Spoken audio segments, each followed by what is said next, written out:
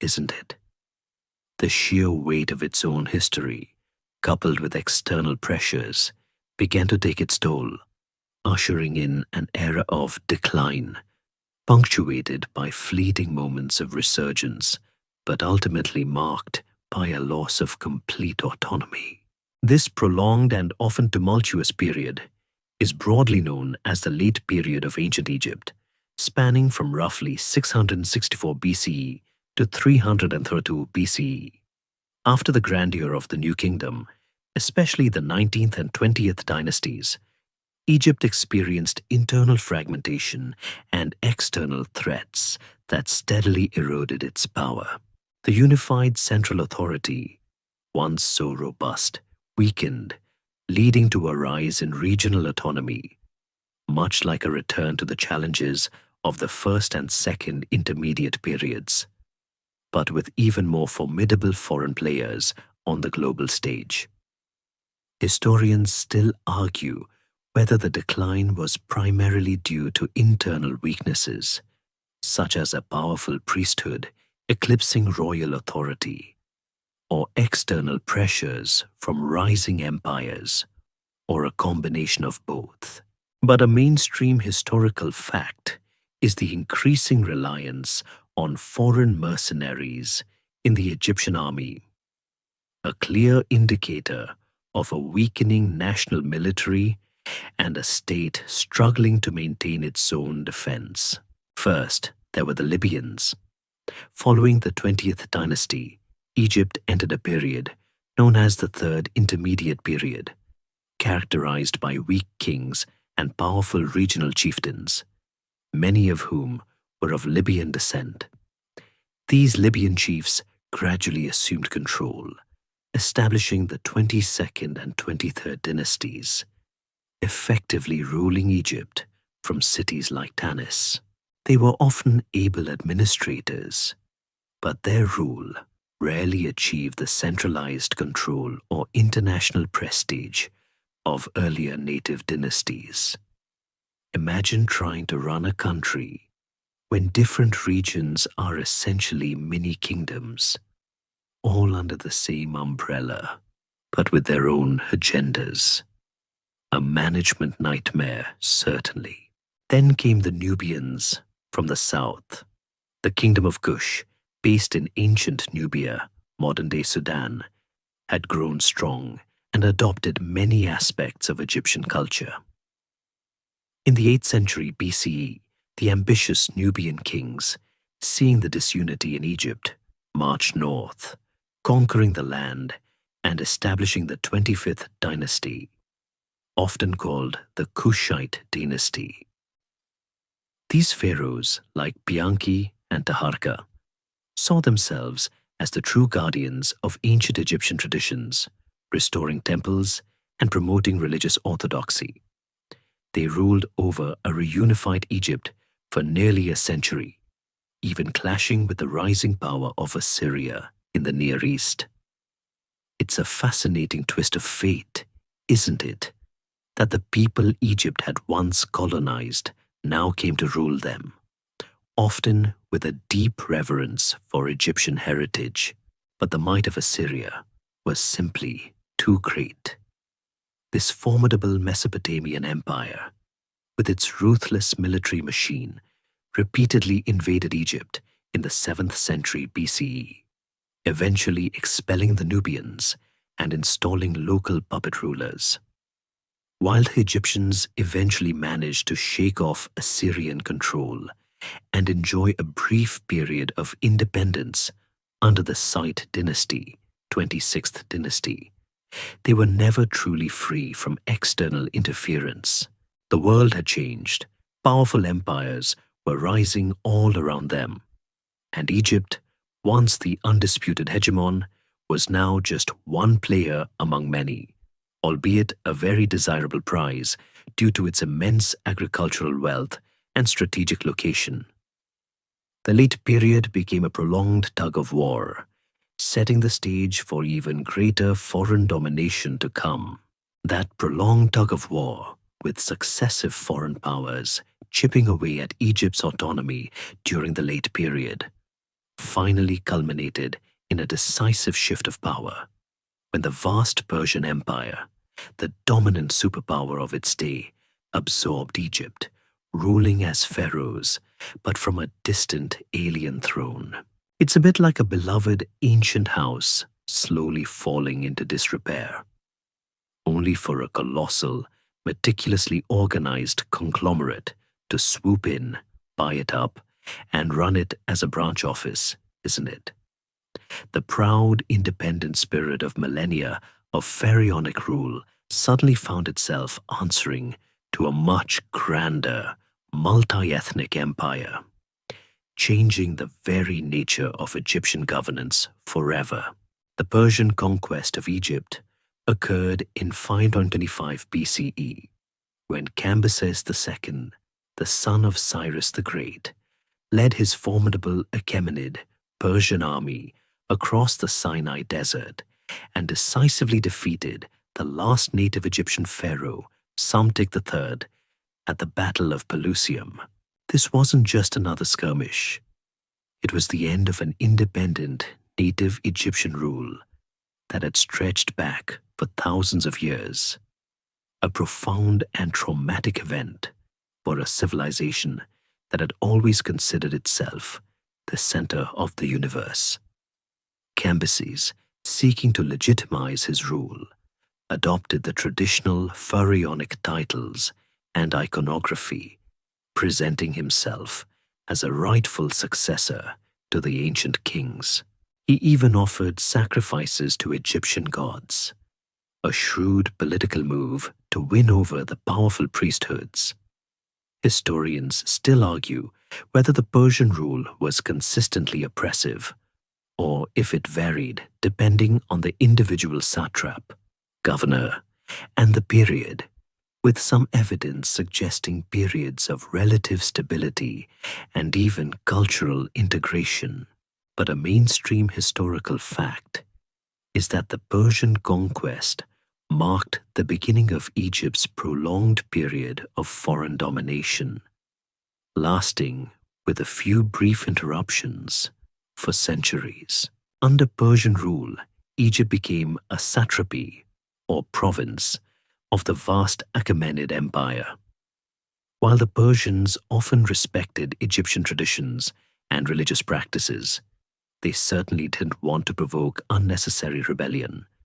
Their primary interest lay in Egypt's immense wealth, particularly its grain production, which was crucial for feeding their vast empire. They imposed heavy taxes and appointed their own governors, effectively integrating Egypt into their wider imperial administration.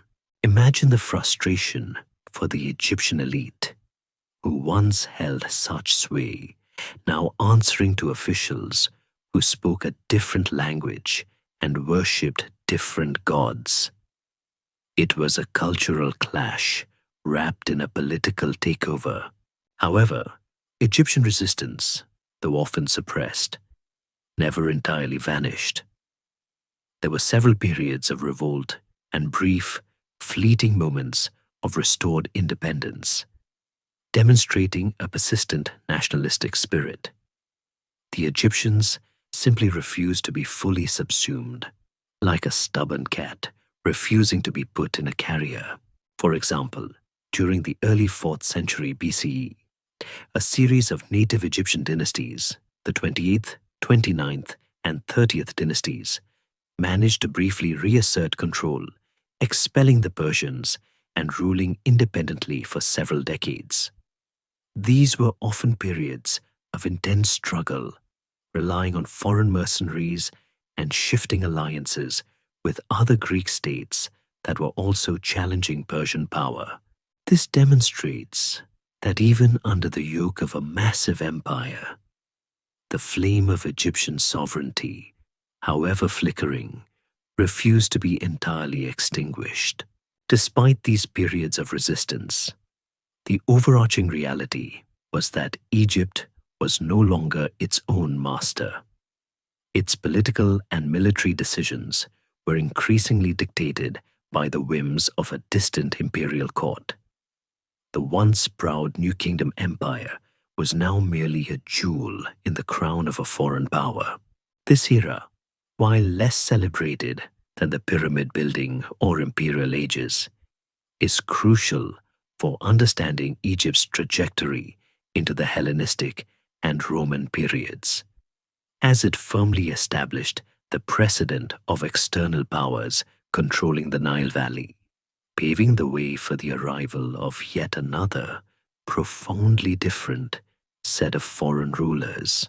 That long period of Persian dominance, with its ebb and flow of control and resistance, eventually gave way not to a resurgence of native Egyptian rule, but to a completely different conqueror, ushering in an entirely new chapter, where Alexander the Great's generals founded a new dynasty, blending Hellenistic culture with the deeply entrenched ancient Egyptian traditions. It's a bit like taking a beautifully aged traditional masterpiece and subtly yet decisively splashing it with vibrant modern colors, isn't it? The core essence remained, but the overlay was unmistakably Greek, creating a unique cultural hybrid that would last for nearly 3 centuries. The catalyst for this profound shift was, of course, the arrival of Alexander the Great himself. In 332 BCE, after conquering the Persian Empire, Alexander marched into Egypt, where he was welcomed as a liberator by the Egyptians, who, to put it mildly, were not particularly fond of their Persian overlords. Alexander, recognizing the strategic importance and ancient prestige of Egypt, paid homage to the gods, visited the oracle at Siwa, and even founded a brand new city on the Mediterranean coast, Alexandria. This city, named after himself, humble wasn't he, was destined to become a glittering intellectual and economic hub of the ancient world, a beacon of Hellenistic learning and trade. A mainstream historical fact is that Alexandria quickly grew into one of the largest and most prosperous cities of its time, surpassing even Rome for a period, testament to its strategic location and Alexander's vision. Upon Alexander's sudden death in 323 BCE, his vast empire was carved up among his generals, the Diadochi. Egypt fell to Ptolemy the Soter, one of Alexander's most trusted companions. Ptolemy, a shrewd and pragmatic leader, quickly solidified his control, establishing the Ptolemaic dynasty, which would rule Egypt for nearly 300 years. Unlike the Persians, who largely ruled from afar, the Ptolemies established their capital within Egypt, in the bustling cosmopolitan city of Alexandria. This wasn't just a change in leadership. It was a fundamental shift in how Egypt was governed and culturally influenced. Historians still argue whether the Ptolemies genuinely embraced Egyptian culture or merely exploited it for political legitimacy, seeing it as a means to control the native population while largely remaining aloof in their Greek enclaves. The Ptolemies cleverly adopted many pharaonic traditions to legitimize their rule in the eyes of the native Egyptians. They were crowned as pharaohs, depicted in traditional Egyptian style on temples, and contributed to the construction and restoration of numerous Egyptian temples, such as those at Edfu and Dendera. They even introduced a new syncretic deity, Serapis, a blend of Egyptian and Greek gods, attempting to bridge the religious divide. However, at the same time, they fiercely maintained their Greek identity, language, and customs. Greek became the language of administration, scholarship, and the ruling elite. Alexandria became a powerhouse of Greek learning, home to the famous Library of Alexandria. an unparalleled center of knowledge that attracted scholars from across the ancient world, and the Lighthouse of Alexandria, one of the seven wonders of the ancient world. This unique blend of cultures, sometimes called Hellenistic Egypt, created a vibrant, albeit often stratified, society. While the Greek elite enjoyed immense privileges, native Egyptians continued their ancient traditions, though often in the background of a Greek-dominated political and economic system. The Ptolemies were, for the most part, a wealthy and powerful dynasty, their kingdom sustained by the fertile Nile and its abundant grain. However, over time, internal dynastic struggles, increasing Roman interference, and discontent among the native population began to weaken their grip. The stage was set for the final act of this fascinating hybrid kingdom, culminating in the reign of its most famous and ultimately tragic queen. That fascinating Hellenistic blend, where Greek rule intertwined with ancient Egyptian traditions under the Ptolemies, reached its dramatic and ultimately fatal crescendo with the reign of its final, most captivating monarch. For Cleopatra, the last queen of Egypt, found herself irrevocably entangled with the burgeoning power of Rome, gambling everything for her kingdom's survival, and ultimately, tragically, losing it all. It's a shocking fact, isn't it, to consider how the fate of an ancient civilization, one that had endured for thousands of years, could come down to the personal ambitions and romantic entanglements of a single queen. Her story is not just a tale of political maneuvering, but of a woman fighting against the inexorable tide of history. Cleopatra VII, Philopator, to give her full, rather grand title, ascended to the throne in 51 BCE. Unlike many of her Ptolemaic predecessors, she was fluent in Egyptian, a remarkable and unusual trait for a dynasty that largely stuck to Greek. This linguistic ability allowed her to directly connect with the native Egyptian population and their powerful priesthoods, a shrewd move in a kingdom often divided along ethnic lines. Historians still argue whether Cleopatra was primarily driven by a genuine love for Egypt and its culture, or if her multilingualism and adoption of Egyptian customs were merely calculated political strategies to secure her throne.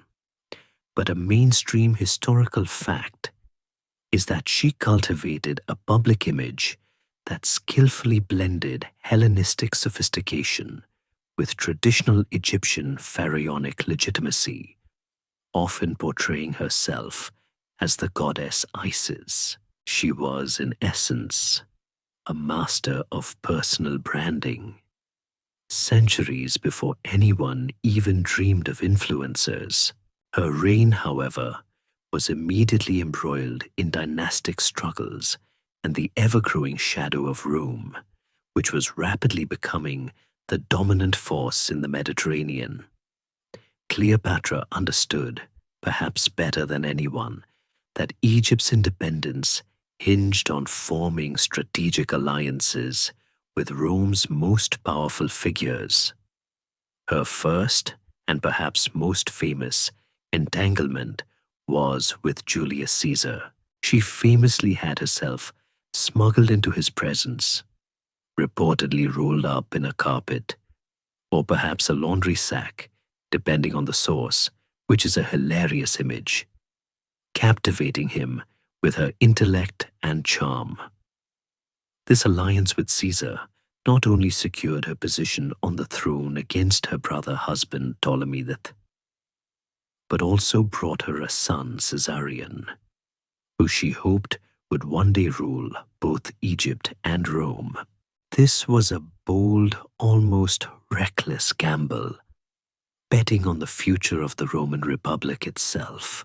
After Caesar's assassination, Cleopatra navigated the shifting loyalties of the Roman civil wars, eventually forming an even deeper and more enduring bond with Mark Antony, one of the triumvirs who controlled the Roman world.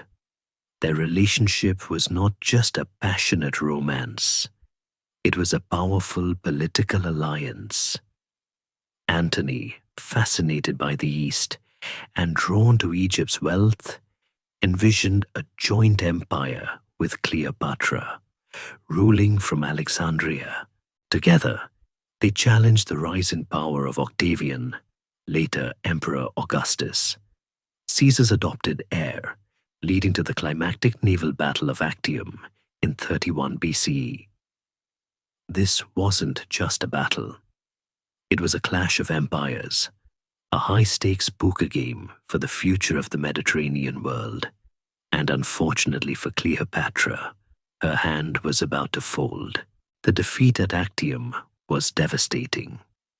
With Octavian's forces closing in on Egypt, Antony committed suicide, and Cleopatra, facing capture and humiliation in a Roman triumph, chose to end her own life, famously, and perhaps apocryphally, by the bite of an asp.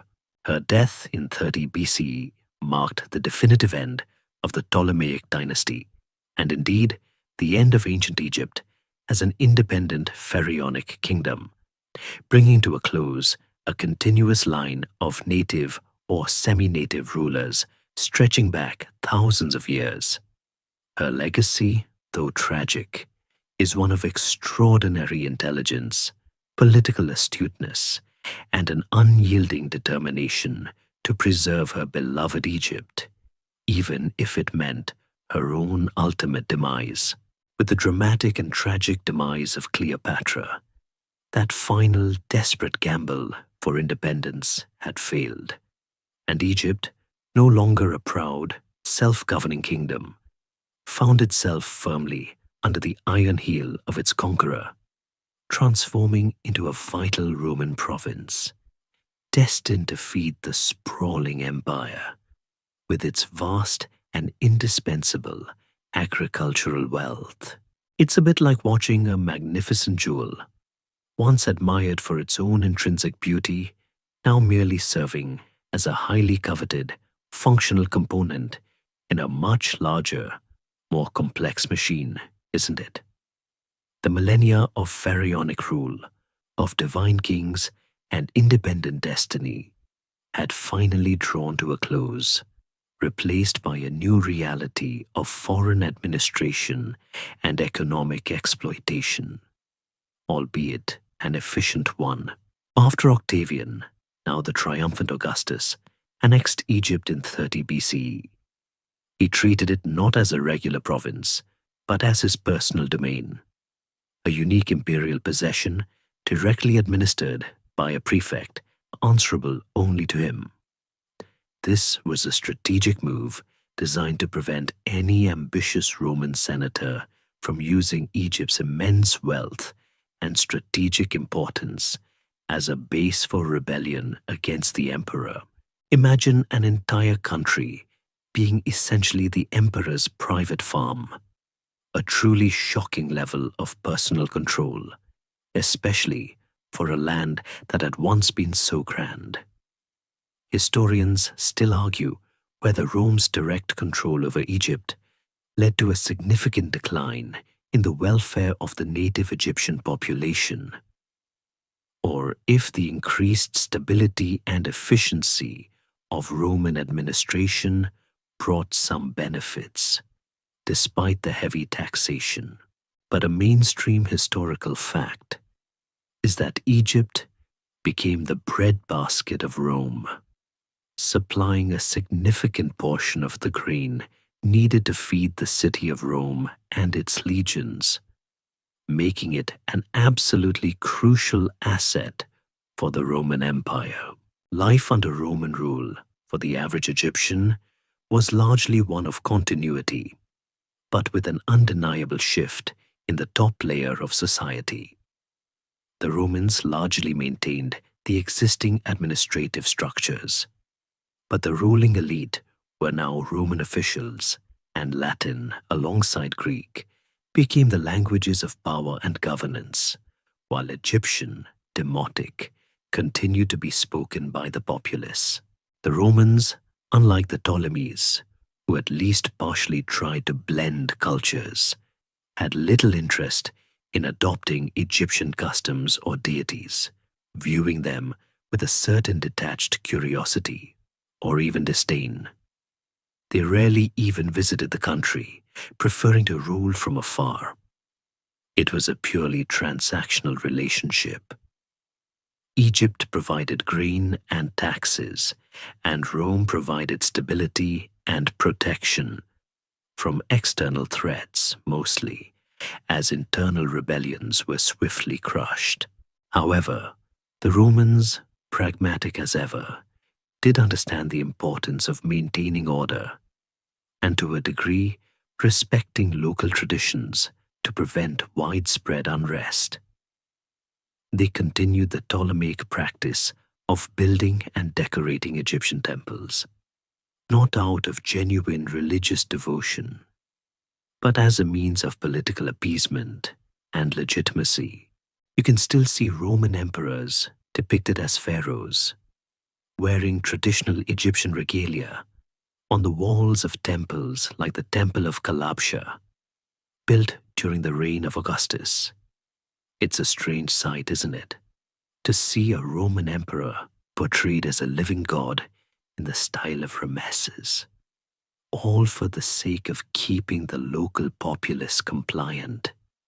They were, in effect, wearing the ceremonial clothes without truly understanding or embracing the underlying spiritual significance.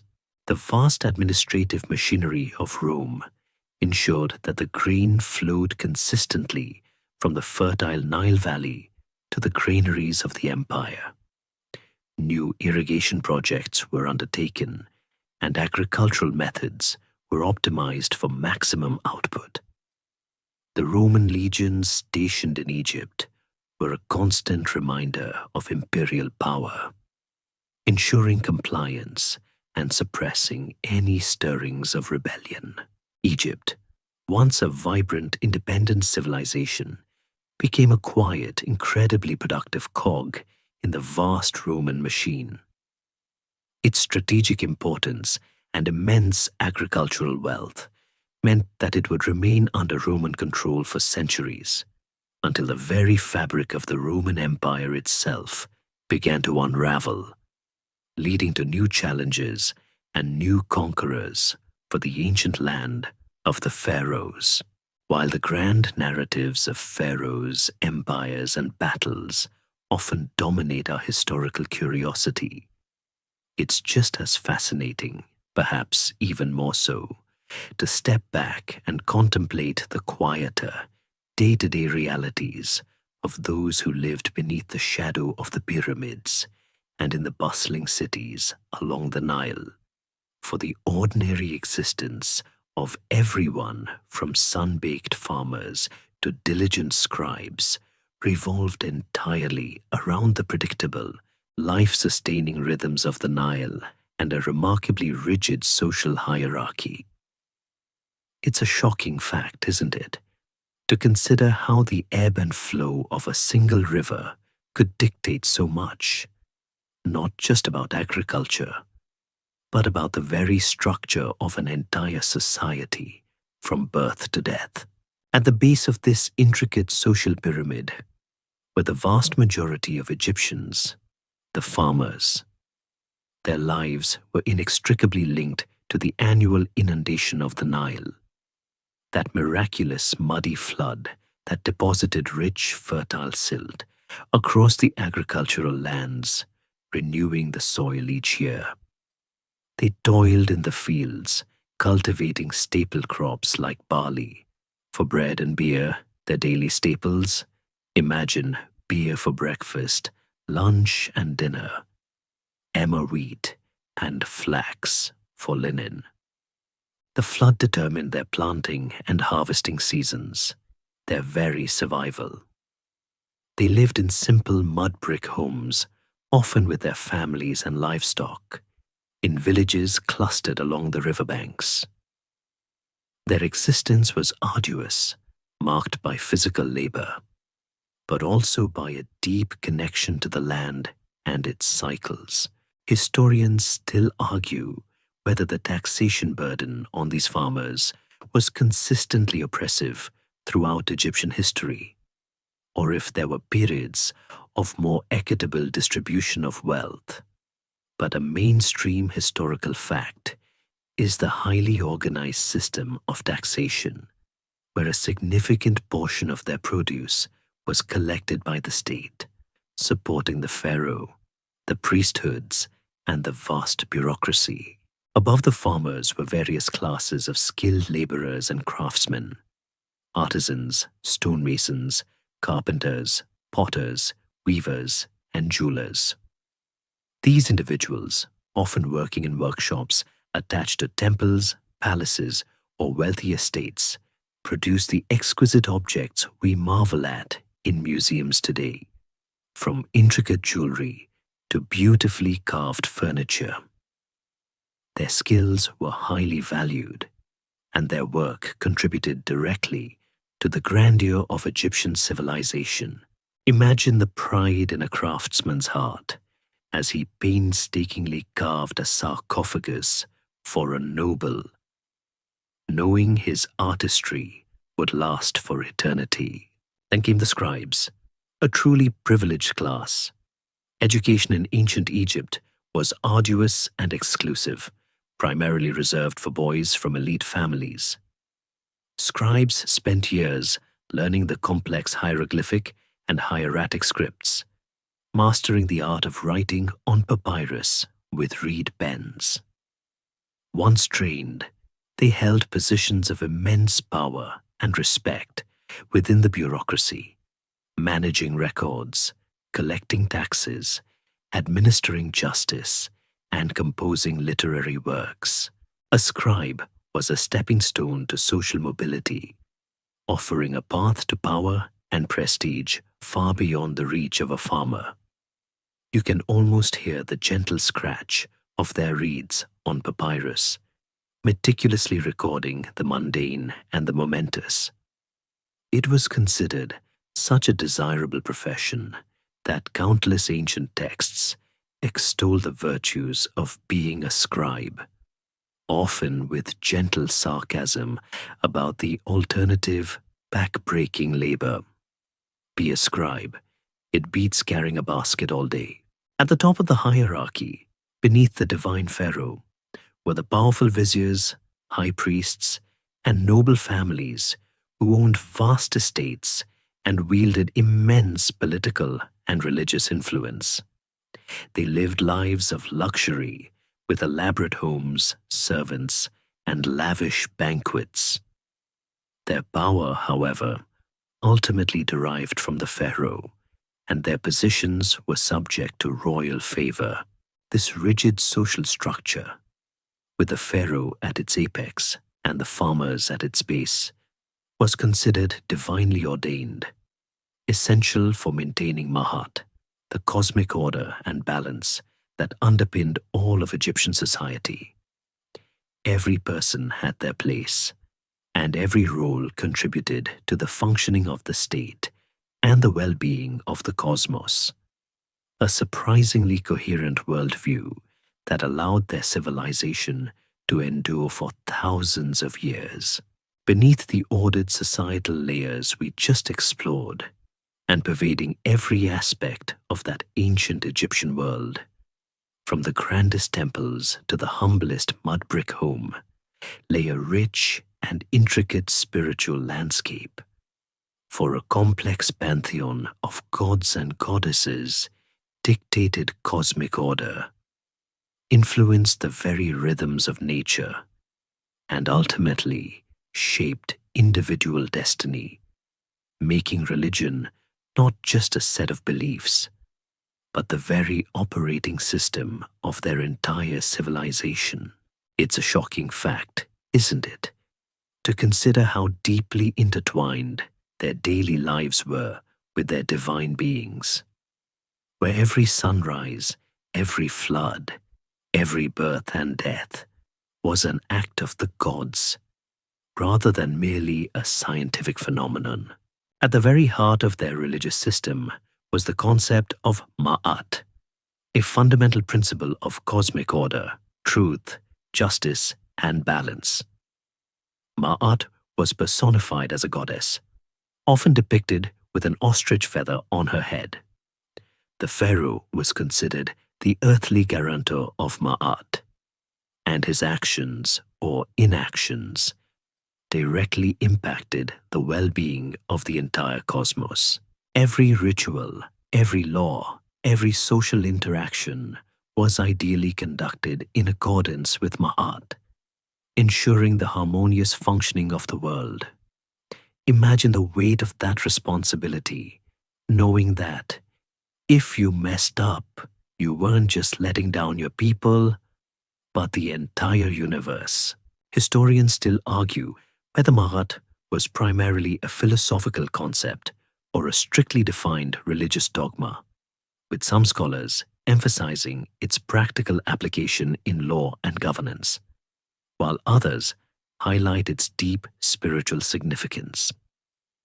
But a mainstream historical fact is that the concept of Ma'at permeated all levels of Egyptian society and was central to their understanding of justice and righteousness.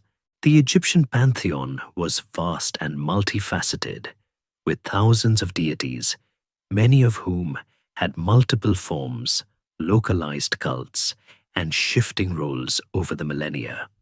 Think of Ra, the sun god, often considered the king of the gods, whose daily journey across the sky symbolized renewal and rebirth. Then there was Osiris, the god of the afterlife, resurrection, and the fertile Nile, whose myth, involving his murder and miraculous rebirth, formed the basis for many Egyptian funerary beliefs. His consort, Isis, was the powerful goddess of magic, motherhood, and healing, often seen as the protector of kings. And their son, Horus, the falcon-headed god, was the divine patron of the pharaohs, embodying kingship itself. These are just a few of the superstars, of course, but there were countless others: local gods, animal deities, and abstract concepts personified. It was a crowded cosmic neighborhood, and everyone had their place. Temples were not just places of worship. They were considered the literal homes of the gods on earth, meticulously maintained by powerful priesthoods. Daily rituals were performed in the innermost sanctuaries, far from the eyes of the common people, who usually only had access to the outer courtyards during festivals. These festivals were vibrant, colorful affairs, with processions of cult statues, music, and feasting, providing a rare opportunity for the general populace to connect with their deities. Imagine the sheer spectacle of a festival procession, winding its way through the streets of Thebes, with thousands of people chanting and celebrating. The Egyptians also had a strong belief in the power of magic, Heka, which was not seen as supernatural, but as an inherent part of the divine order, a tool to influence and control forces. Amulets, spells, and rituals were used for protection, healing, and to ensure success in various endeavors. Dreams were seen as messages from the gods, and oracles were consulted for guidance. This deep-seated belief in a divine ordered universe where gods intervened in human affairs and the afterlife was a tangible reality, shaped their ethics, their art, their architecture, and their elaborate preparations for the journey into the eternal realm, making religion the fundamental lens through which they viewed and interacted with their entire world. That profound belief in an ordered cosmos where gods dictated destinies and Mahomet governed all, naturally extended to their understanding of what lay beyond this life, leading to the development of incredibly elaborate mummification practices, meticulous rituals, painstakingly designed to preserve the body, ensuring the deceased's successful and eternal journey in the afterlife. It's a shocking fact, isn't it, to consider the sheer dedication and ingenuity applied to delaying the inevitable decay of flesh, all driven by a deep conviction that the body was essential for the soul's eternal voyage. They truly took till death do us part to a whole new, surprisingly literal level. The Egyptian concept of the afterlife was complex, far more intricate than just a simple heaven or hell. They believed that a human being was composed of several components: the physical body, the ka, life force or spiritual double; the biya, personality or soul, able to leave the body; the Akh, the perfected, transfigured spirit in the afterlife; and the Ren, the name, and Shut, the shadow. For the Ka and Ba to reunite with the body, and for the Akh to come into being, the physical body needed to remain intact and recognizable. Hence, mummification wasn't just a gruesome curiosity. It was a sacred necessity, a cosmic imperative, ensuring the continuation of identity in the eternal realm. Historians still argue whether the primary motivation for mummification was purely religious, or if there was an underlying psychological need to deny death and preserve a tangible connection to the deceased. But a mainstream historical fact is the detailed and systematic process of internal organ removal, desiccation with natron, and extensive wrapping, which evolved over thousands of years from simpler methods to the highly sophisticated techniques seen in the New Kingdom. The process of mummification was typically long and involved, lasting around 70 days. First, the brain was often removed through the nostrils using a long, hooked instrument, then discarded. The Egyptians, surprisingly, didn't seem to value the brain much. Next, the internal organs, the lungs, liver, stomach, and intestines, were carefully removed through an incision in the left side of the abdomen. The heart, however, was usually left in place, as it was believed to be the seat of intelligence and emotion, crucial for judgment in the afterlife. These removed organs were then carefully dried with natron, a naturally occurring salt mixture, and placed in 4 canopic jars, each dedicated to one of the 4 sons of Horus who protected specific organs.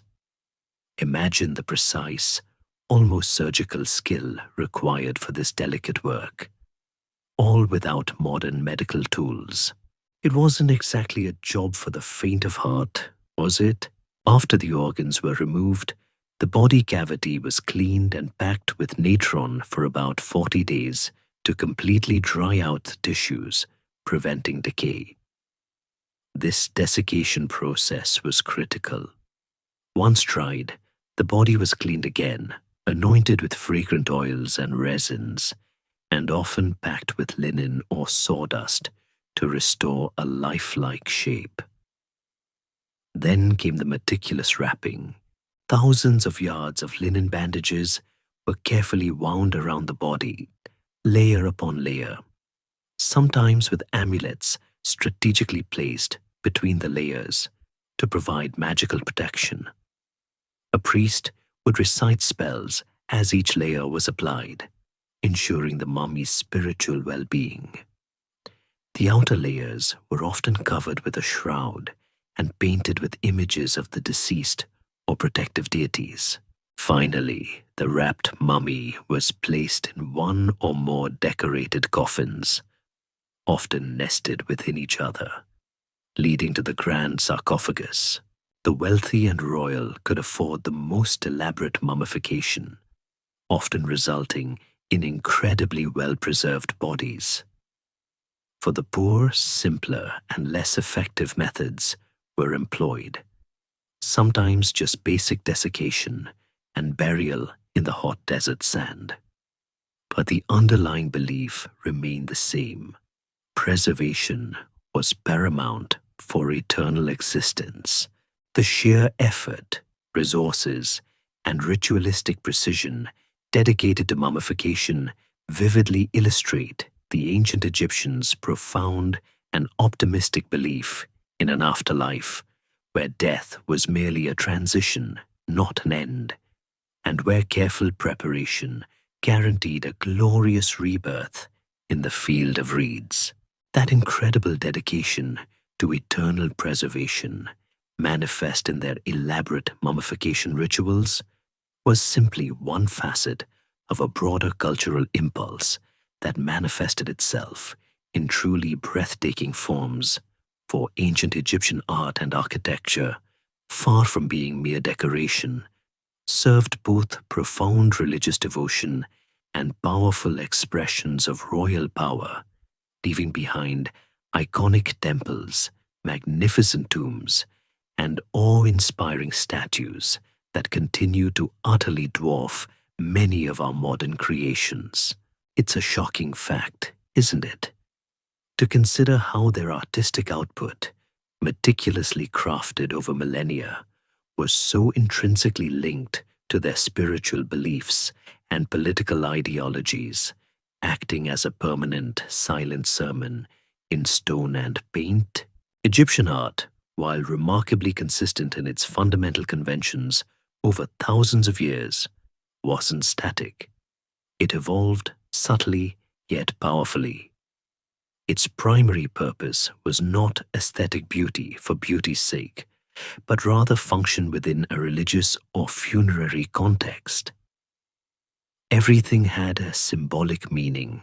Every pose, every color, every animal depicted, figures were often rendered in a distinctive composite view.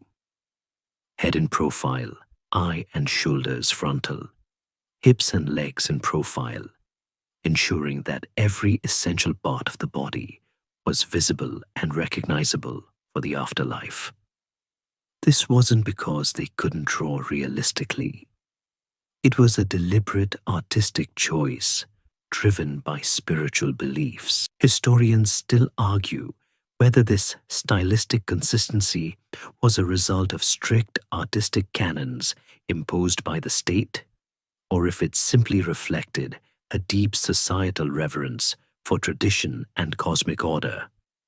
But a mainstream historical fact is the adherence to these artistic conventions for millennia, ensuring that a statue from the Old Kingdom would be immediately recognizable as Egyptian, alongside one from the New Kingdom. Now let's talk about the architecture, because frankly, it's just astounding. Remember the pyramids of Giza? Those colossal mountains of stone aren't just big. They're perfectly aligned with cardinal points and certain astronomical events, demonstrating an astonishing grasp of mathematics and astronomy. They were, of course, grand tombs, but also symbolic mountains of creation, connecting the deceased pharaoh to the eternal cosmos. Then there are the temples. Oh, the temples. The Karnak temple complex, for example, isn't just a building. It's an entire city of gods, expanded and embellished by countless pharaohs over centuries. Walking through its immense hypostyle halls with those towering papyrus bundle columns is an utterly humbling experience. You feel dwarfed, insignificant, but also strangely connected to the divine power they were designed to convey. It's almost as if they were deliberately built to make you feel tiny, a subtle reminder of the gods and pharaohs' immensity. These temples were not just places for worship. They were economic powerhouses, owning vast tracts of land, employing thousands of people, and receiving immense wealth in offerings. Their walls were covered with intricate hieroglyphs and vibrant paintings depicting religious rituals, mythological narratives, and, of course, the glorious triumphs of the pharaohs. The sheer scale and decorative detail required immense resources and a highly skilled workforce, from quarrymen to sculptors and painters. And the statues, colossal figures of pharaohs, often idealized and serene, yet exuding an undeniable sense of power and timelessness. Think of the Great Sphinx at Giza, with its enigmatic gaze, or the massive colossi of Memnon at Luxor, silent sentinels guarding the memories of ancient kings. This emphasis on monumental and enduring art and architecture reveals a profound desire for permanence and an unwavering belief in the eternal. Every stone laid, every wall painted, every statue carved was intended to last for eternity, serving its function in the divine order and ensuring the continued prosperity of Egypt. The art wasn't just pretty, it was powerful. It was a language, a statement, and a conduit for the divine, ensuring that the legacy of the pharaohs and the gods would echo through the ages, reminding us even today of their profound faith and their astonishing capacity for monumental creation. Beyond the colossal statements in stone and the vivid symbolic murals we've just marveled at, lay another, equally profound expression of Egyptian ingenuity and intellect, their sophisticated systems of writing and scribal practice, where intricate hieroglyphs meticulously recorded history, recounted myths, and diligently tracked daily transactions, all maintained and mastered by a highly specialized and privileged class. It's a shocking fact, isn't it, to think that a civilization without easy access to mass printing could still manage to record and preserve such an astonishing volume of information spanning millennia, all by hand. They were the original data keepers, safeguarding an entire civilization's knowledge. The most famous and perhaps visually striking form of Egyptian writing is hieroglyphs, a term that literally means sacred carvings in Greek. These weren't just simple pictures. They were a complex system combining logograms, symbols representing entire words or concepts, phonograms, symbols representing sounds, and determinatives, symbols that clarified the meaning of a word. Imagine trying to learn a language where a single symbol could mean owl and the sound M, and also be used to show that a word relates to birds. It's enough to make your head spin, frankly, which is probably why scribes were so highly respected. Hieroglyphs were primarily used for monumental inscriptions on temple walls, tombs, and statues, ensuring that the divine pronouncements and royal achievements would last for eternity.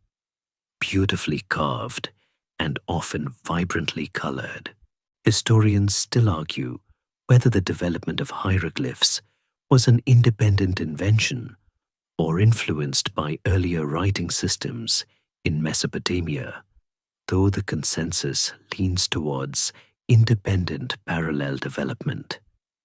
But a mainstream historical fact is the incredible longevity of hieroglyphs, remaining in use for over 3,500 years, a testament to their effectiveness. For everyday administrative and literary purposes, the Egyptians developed a more cursive, simplified script called hieratic. Imagine hieroglyphs that decided to loosen their ties and just jot things down quickly. Hieratic was faster to write, primarily used on papyrus, a paper-like material made from the papyrus plant. Ostraca, pottery sherds or limestone flakes used for notes and drafts. And linen, later, around the 7th century BCE, an even more simplified and highly cursive script called demotic, popular script, emerged, used for everyday documents, legal contracts, and literary texts. This evolution of scripts reflects a pragmatic adaptation to different needs and materials, moving from the sacred and monumental to the everyday and commercial. The mastery of these writing systems was the exclusive domain of the scribal class. Becoming a scribe was a rigorous and lengthy process, typically beginning around the age of 5 or 6 for boys, usually from elite families. They attended House of Life schools, often attached to temples, where they painstakingly learned to read and write, copying texts over and over again. Discipline was strict, with beatings often mentioned as part of the curriculum, perhaps a little motivation for those long, tedious hours of copying. But the rewards were immense. Scribes held positions of power, prestige, and often considerable wealth. They were the administrators, tax collectors, record keepers, priests, and literary figures of Egyptian society. They were the intellectuals, the literal movers and shapers of information in ancient Egypt. It was a career path that promised relief from manual labor and a comfortable life, making it a highly coveted profession, as countless ancient texts wryly attest, often contrasting the scribe's leisurely life with the harsh realities of manual labor, like the one that famously suggests being a scribe beats being a builder who has to fight gnats. The meticulous records kept by scribes have provided us with an unparalleled window into ancient Egyptian civilization, from temple inventories and court proceedings to medical treatises, astronomical observations, and beautiful poetry. Their writings have preserved the voices, thoughts, and daily lives of a people long gone. The Rosetta Stone, that famous key, allowed us to finally unlock their linguistic secrets, proving that even after millennia of silence, the diligent work of the scribes could still speak volumes, revealing the intricate tapestry of their incredible world. That astonishing dedication to recording knowledge, perfected by the scribal class, was not merely for religious texts and royal decrees. It extended into intensely practical realms, revealing that ancient Egyptians also developed remarkably advanced medicine and science, often far beyond what we might expect from their era, demonstrating a profound understanding of the human body and the natural world around them. It's a shocking fact, isn't it, to consider that while they were busy preparing bodies for the afterlife, they were also performing complex surgeries, diagnosing illnesses, and developing treatments that, in some cases, surprisingly align with modern medical principles. They were, in many ways, the original physician engineers. Egyptian medicine was deeply intertwined with religion and magic, but it also possessed a strong empirical and observational component. Physicians, often priests, trained in specific specialties, like dentists, ophthalmologists, or even proctologists, yes, really, relied on observation, diagnosis, and rational treatment, alongside prayers and amulets. The Edwin Smith Papyrus, a mainstream historical fact, is a remarkable medical text dating back to around 1600 BCE, though believed to be a copy of an older text from the Old Kingdom that details surgical treatments for traumatic injuries, including fractures, dislocations, and wounds. It describes methods of examination, diagnosis, prognosis, and treatment in a highly rational, almost scientific manner, without invoking magic. This papyrus, for example, details how to treat a dislocated jaw by simply pushing it back into place. No hocus pocus, just good old-fashioned anatomical knowledge. Historians still argue whether the level of anatomical knowledge displayed in medical papyri was primarily gained through mummification practices, or if it was more a result of treating injuries and wounds sustained in daily life and warfare. Beyond surgery, Egyptian physicians understood the importance of hygiene, cleanliness, and diet. They used a vast array of plant-based remedies, some of which, like willow bark, a natural source of salicylic acid, the active ingredient in aspirin, are still used today. They recognized the connection between the heart and pulse, understood the circulatory system to some extent, and even performed basic forms of dentistry, though perhaps not always with the patient's full consent, if ancient cartoons were to be believed. Imagine having a tooth pulled in ancient Egypt. Probably not a relaxing spa day. Their understanding of disease, while often attributing illness to divine punishment or malevolent spirits, also recognized environmental factors and practical solutions. They developed effective remedies for common ailments and were remarkably skilled at setting broken bones, often with splints made of wood or bandages stiffened with resin. In the realm of science, their intimate connection to the Nile and its annual flood forced them to become astute astronomers and mathematicians.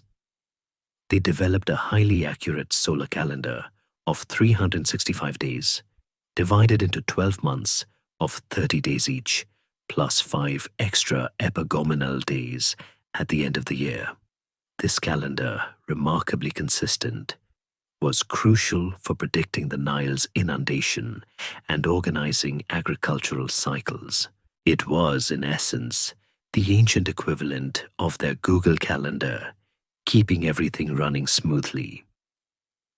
Their astronomical observations were primarily for religious purposes, tracking the movements of celestial bodies to determine auspicious times for festivals and rituals.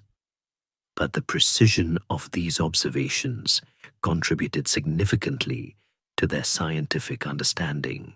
Their mathematical prowess, evident in the construction of the pyramids and temples, included a mastery of basic arithmetic, geometry, and fractions.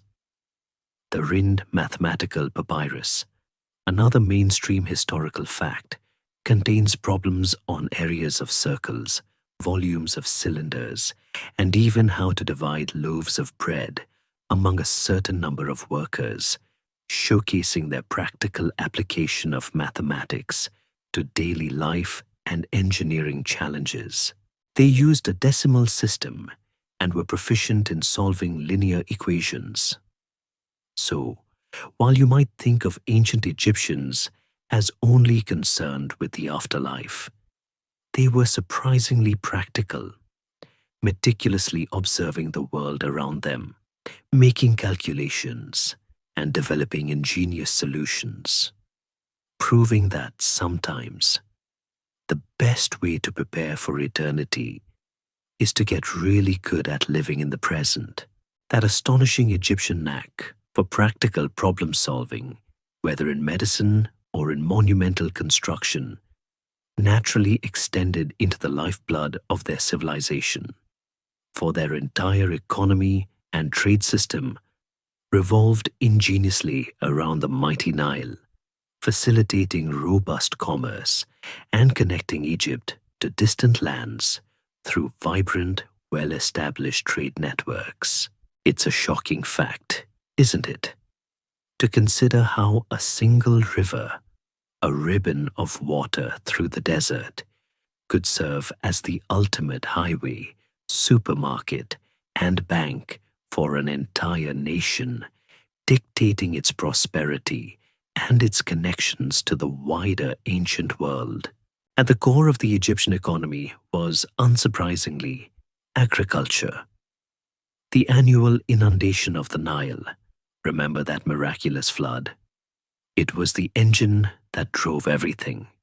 The rich, fertile silt deposited by the receding waters made the Nile Valley incredibly productive, allowing Egyptians to consistently produce huge surpluses of grain, barley, and emmer wheat, which were not only their primary food source, but also their most valuable commodity. This agricultural bounty allowed for specialization of labor, supporting the scribes, artisans, priests, and soldiers we have already discussed.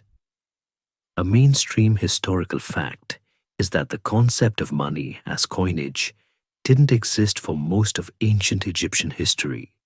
Instead, a barter system prevailed, with goods and services exchanged based on established values, often expressed in terms of deben, a unit of weight, usually copper or silver, but not actual coins. Imagine trying to buy a new chariot with a few hundred sacks of grain, efficient, but certainly not convenient for a quick trip to the corner store. Historians still argue whether the absence of a universal coinage hindered long-distance trade, or if the established barter system was surprisingly efficient for its time. The Nile itself was the paramount trade route. Think of it as their superhighway, bustling with flat-bottomed boats, ferrying goods up and down the river, from granite quarried in Aswan to grain from the delta, and everything in between.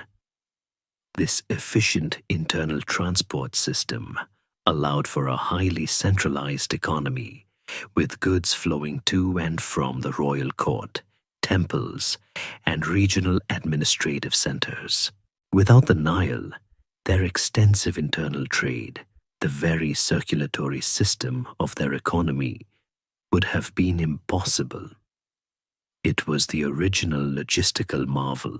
Beyond their borders, Egypt engaged in extensive international trade, particularly during the New Kingdom when its imperial reach expanded.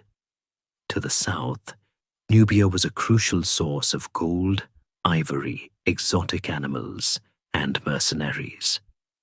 Egyptian expeditions ventured deep into Nubia, establishing trade outposts and, at times, directly controlling the gold mines.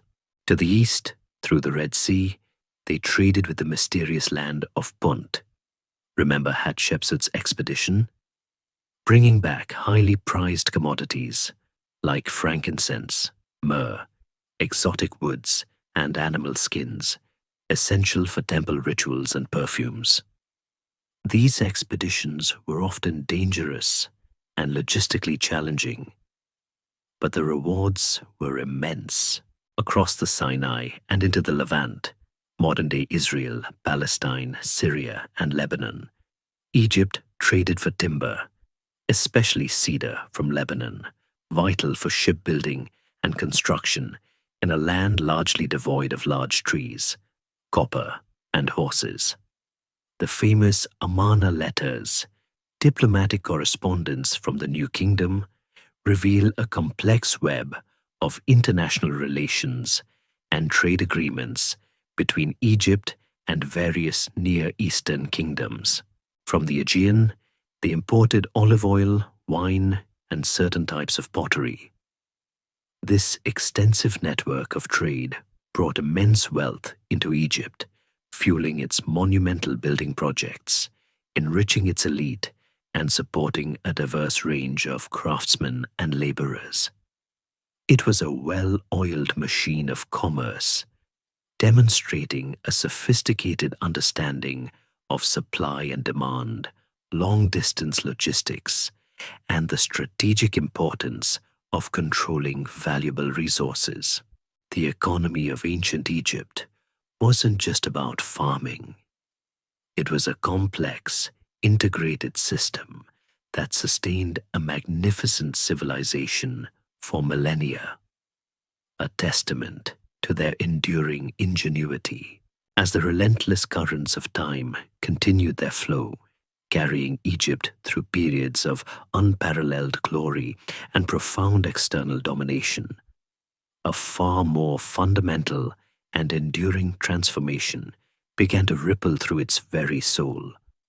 For the ancient, deeply rooted beliefs in the old gods, the very bedrock of their civilization for millennia, were gradually, almost imperceptibly at first, supplanted by the powerful ascendance of Christianity and Islam, fundamentally changing the spiritual landscape forever. It's a shocking fact, isn't it, to consider how a pantheon of thousands of deities, worshipped for thousands of years, could eventually recede into the shadows, replaced by monotheistic faiths that offered entirely new paths to salvation and a different understanding of the divine. The introduction of Christianity to Egypt began remarkably early, likely within the 1st century CE, brought by missionaries and traders from the Levant. The fertile ground of Egypt, with its long history of religious devotion and its existing traditions of individual piety and a strong emphasis on the afterlife, proved receptive to the new faith. Alexandria, that vibrant Ptolemaic and Roman metropolis, became one of the most important centers of early Christianity, rivaling Rome and Constantinople in its theological influence. The catechetical school of Alexandria produced some of the most influential early Christian thinkers.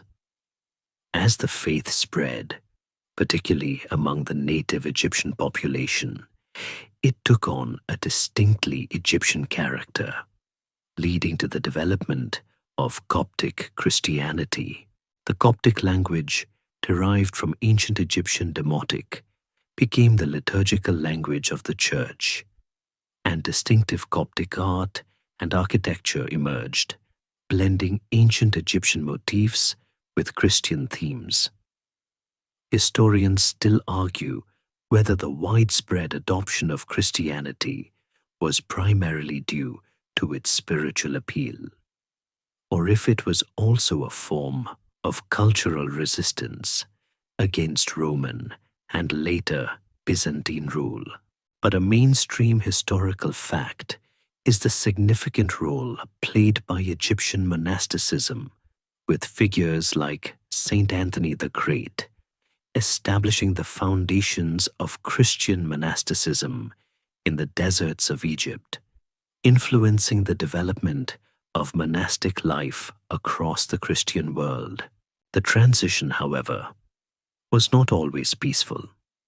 As Christianity gained prominence, it gradually eroded the power and influence of the traditional pagan temples and priesthoods.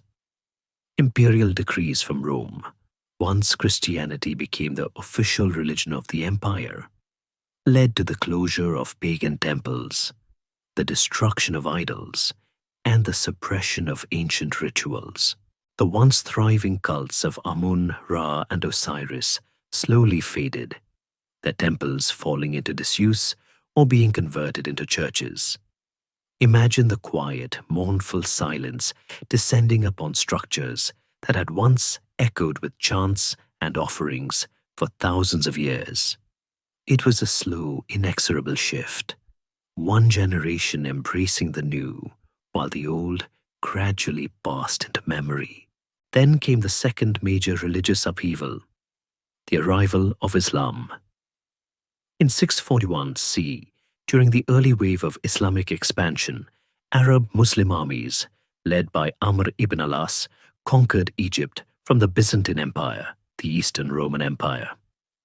Much like Alexander and the early Ptolemies, the Muslim conquerors were often welcomed by some segments of the Egyptian population, particularly the Coptic Christians, who had faced persecution under Byzantine rule. Islam quickly established itself as the dominant political and cultural force, though Christianity continued to be practiced and tolerated, albeit often as a minority religion. Cairo, founded later near the old Roman city of Fustat, emerged as a new center of power and Islamic scholarship, gradually eclipsing Alexandria as the primary urban hub. The shift to Islam involved a gradual process of Arabization and Islamization, with Arabic becoming the dominant language and Islamic law and customs shaping society. The magnificent mosques that dot the Egyptian landscape today stand as testaments to this profound transformation.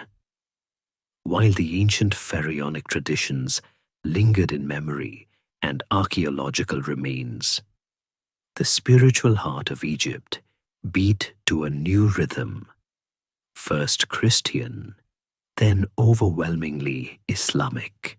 The ancient gods retreated into the realm of history, their stories preserved not in living cults, but in the rediscovered hieroglyphs and monumental ruins, waiting for a new kind of devotee, the modern scholar and tourist.